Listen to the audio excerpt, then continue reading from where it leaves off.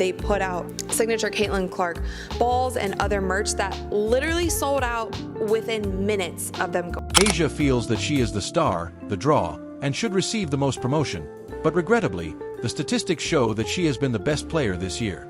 However, when it comes to marketing, A'ja doesn't sell, as evidenced by the fact that when Nike releases products featuring Caitlin Clark, they sell out immediately, and when they release products featuring A'ja, no one even gives a damn. A simple black t-shirt sells out in an hour. A'ja Wilson, 28 years old, 1,000 points in the regular season. Why is that not the biggest story out at the moment? Exactly. Why are we talking about Caitlin Clark? Why when A'ja was releasing a shoe were we talking about? A'ja Wilson continues to think she can take on Caitlin.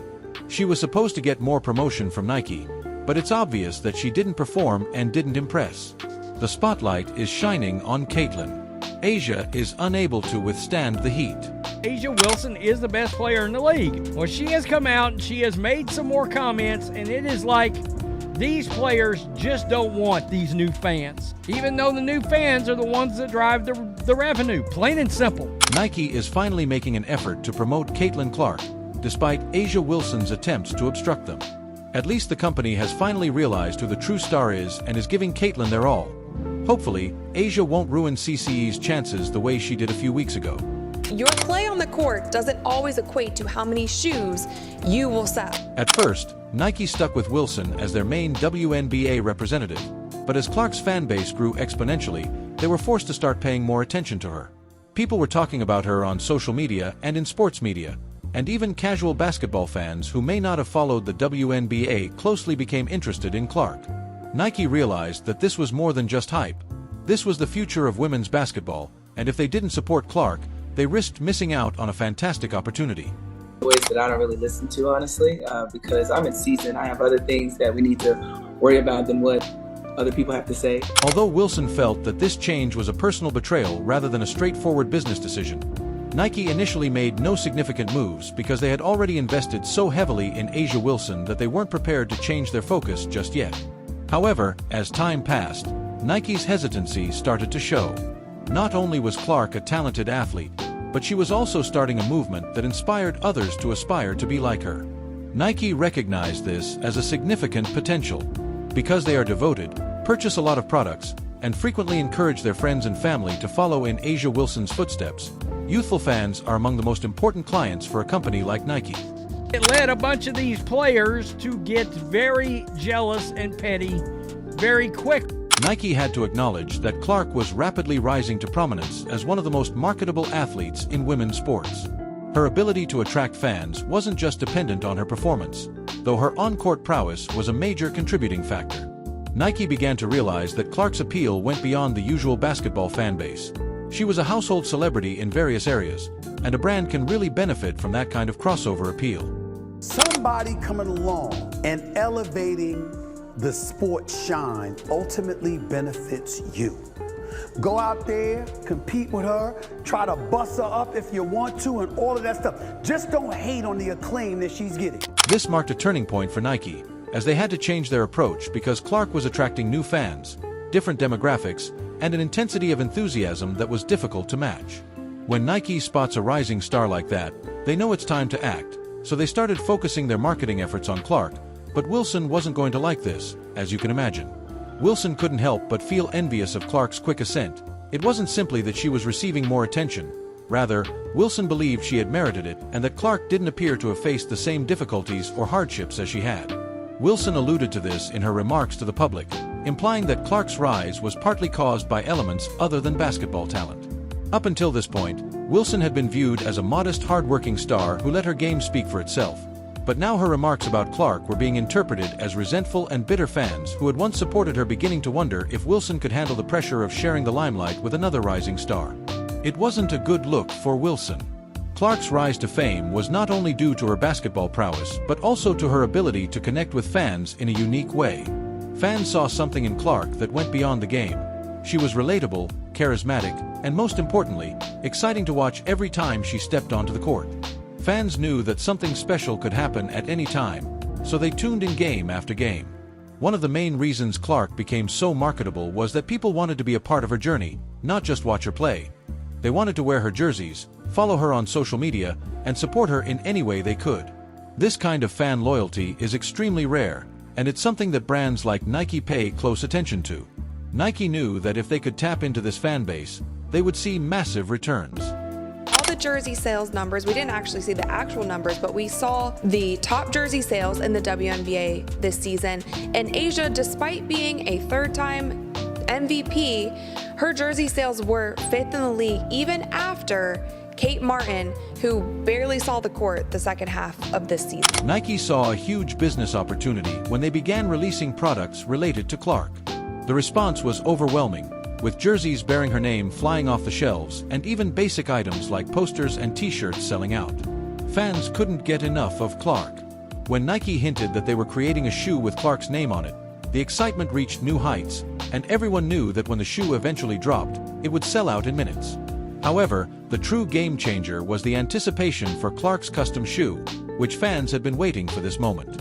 For A'ja Wilson, this was a difficult comparison because, although Wilson had a devoted following, it wasn't nearly as strong as Clark's, and Wilson's merchandise sales were steady but nowhere near the sellout numbers that Clark was generating. This was one of the main reasons Nike started shifting their promotional focus. It wasn't personal, it was just business. Clark's fan base was larger, more engaged, and more willing to spend money on her products. A'ja Wilson currently the best player in the WNBA? Yes. Is Caitlin Clark currently the face of the WNBA? Yes. Do I think if A'ja Wilson dropped a shoe and Caitlin Clark dropped a shoe today at the very same time, that Caitlin Clark would outsell A'ja's shoe by 100 times?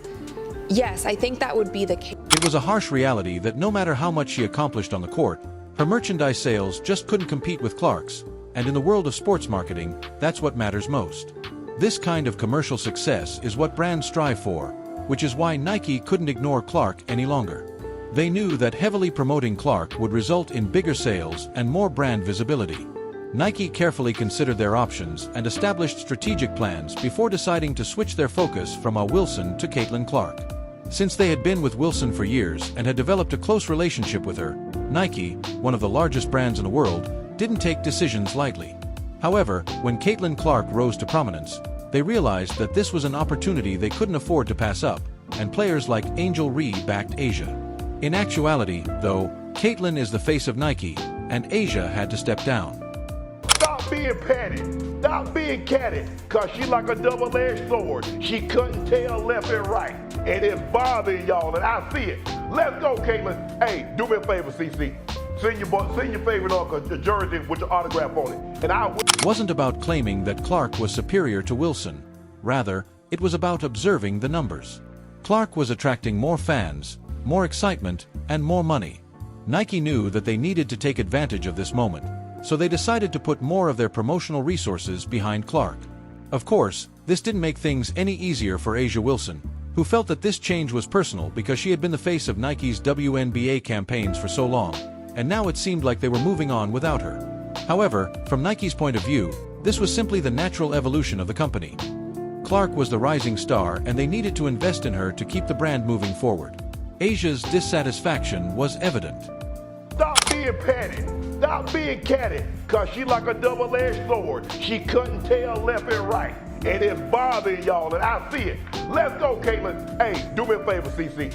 Send your favorite uncle the jersey with your autograph on it. And A'ja Wilson saw this change in Nike's approach as more than just a business decision. It was a very personal one. She had centered her entire brand on her relationship with Nike, so it felt like all of her hard work was being disregarded when Nike began to prioritize Caitlin Clark. Wilson couldn't help but feel offended and frustrated by the circumstances.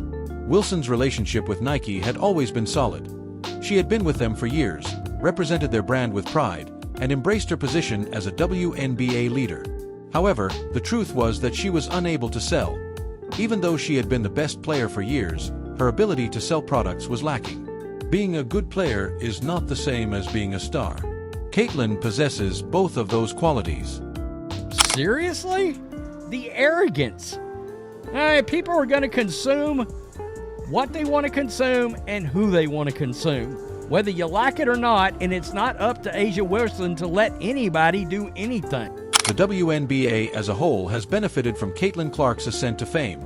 Her accomplishments have not only improved her own career, but also raised the league's profile.